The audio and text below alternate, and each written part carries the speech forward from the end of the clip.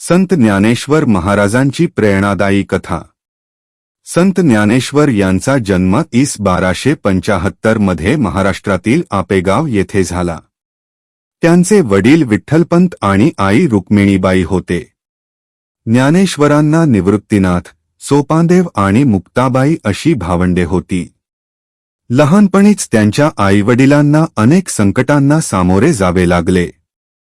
समाजाने त्यांना वाळीत टाकले होते।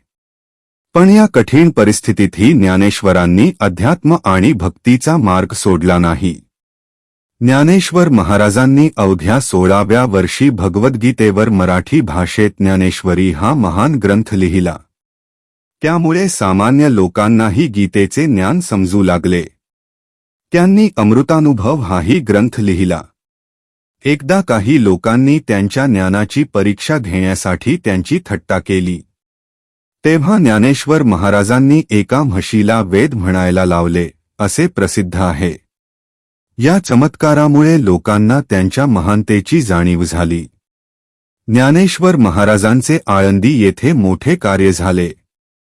वयाच्या अवघ्या 21व्या वर्षी त्यांनी आळंदीत संजीवन समाधी घेतली। आजही लाखो भक्त त्यांच्या समाधीचे दर्शन घेण्यासाठी येतात।